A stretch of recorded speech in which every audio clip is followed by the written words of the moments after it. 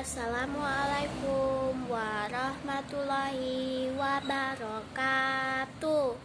Hari ini aku akan menyampaikan tentang kisah Ashabul Kahfi dan Raja Kejam.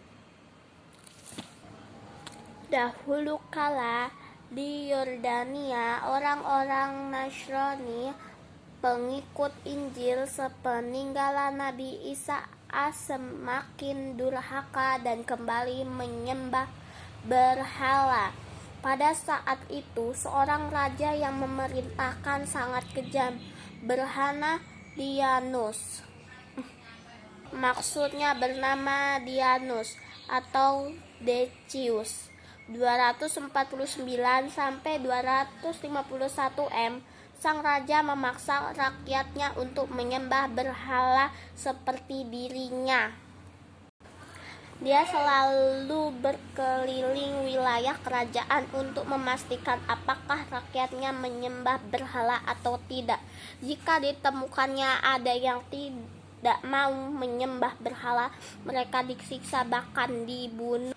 Kala itu ada 7 orang pemuda yang masih taat kepada agama yang dibawa oleh Nabi Isa dan tidak mau menyembah berhala.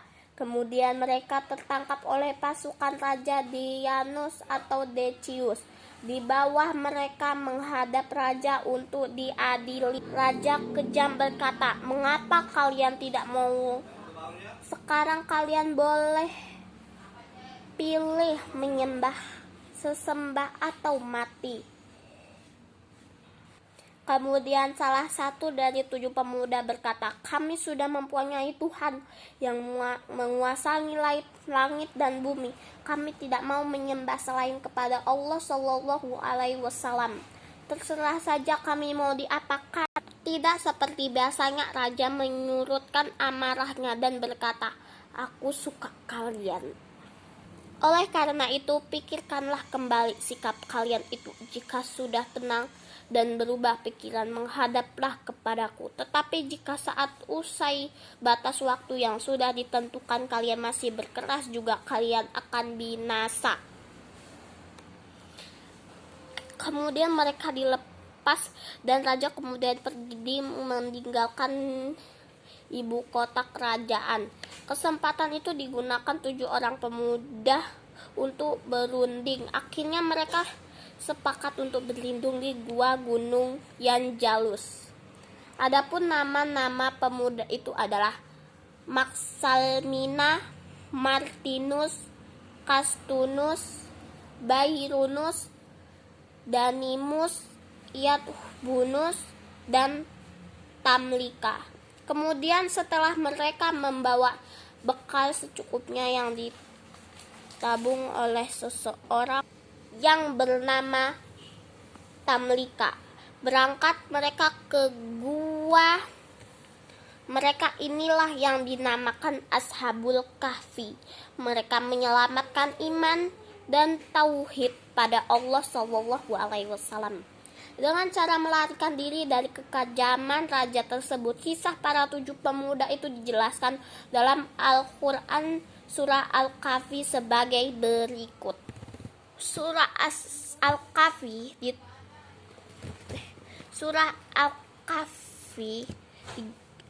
13-14 ayat.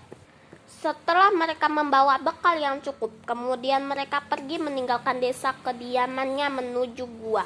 Adapun mengenai letak gua tersebut, ada yang berpendapat bahwa lokasi gua tersebut berada di Yordania, di perkampungan Ar-Rajib atau dalam Al-Quran disebut dengan Ar-Rohim, yang berjarak 1,5 km dari kota Abu Alanda, dekat kota Amman, Yordania.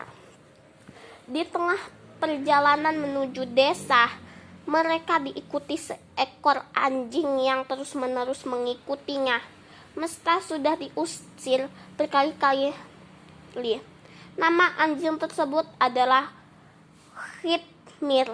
Ajaib, anjing itu berkata, Aku senang kepada orang-orang yang menjadi kekasih Allah Shallallahu Alaihi Wasallam. Nanti aku akan menjadi penjaga saat kalian tidur.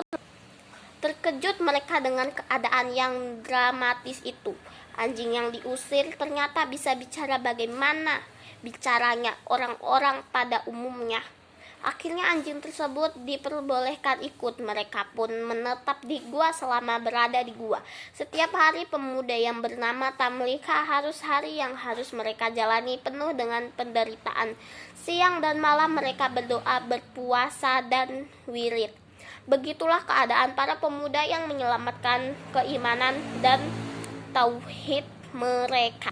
Kisah Ashabul Kahfi tertidur selama lebih dari 3 abad. Sekembalinya raja tersebut ke ibu kota, sang raja kejam tersebut mencari 7 pemuda itu. Raja memerintahkan pasukannya untuk menangkap para pemuda tersebut.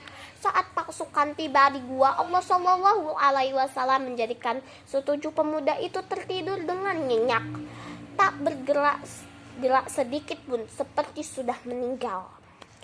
Hal tersebut dilaporkan pasukan pengejar kepada raja. Kemudian raja memerintahkan agar gua tersebut dijadikan kuburan lagi.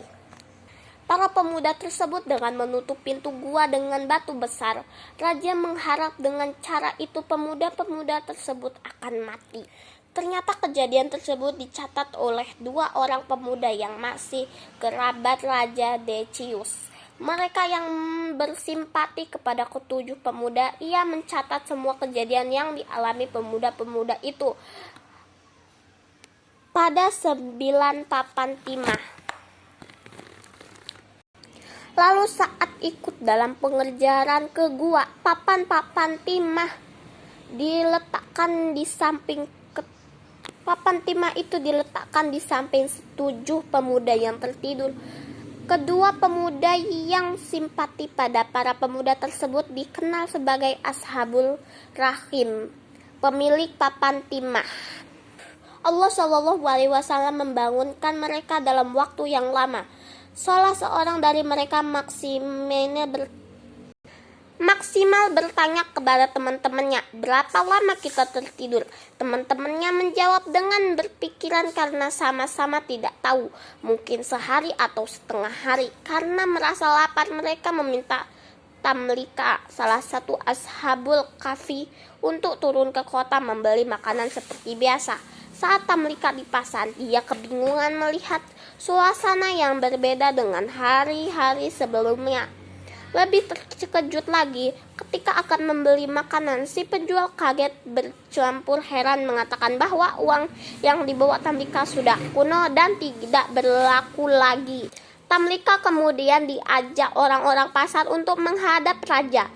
Semula Tamlika tidak mau karena takut, tetapi setelah mendengar bahwa rajanya yang bernama Baidarus adalah baik, Tamlika bersedia walaupun kebingungan. Setelah bertemu sang raja, ternyata bukan Decius dahulu yang kejam, tetapi seorang raja yang soleh bernama Baidarus. Kemudian Tamlika menceritakan tentang dirinya dan teman-temannya. Seketika terkejutlah seisi istana. Raja Baidarus yang kemudian menyebar beritanya ke seluruh negeri. Raja Decius diceritakan sudah meninggal 390-an tahun yang lalu. Jadi Tamlika dan kawan-kawannya tertidur di gua selama itu. Peristiwa itu menjadikan penduduk negeri semakin bertambah keyakinan kepada kekuasaan Allah Subhanahu wa Ta'ala.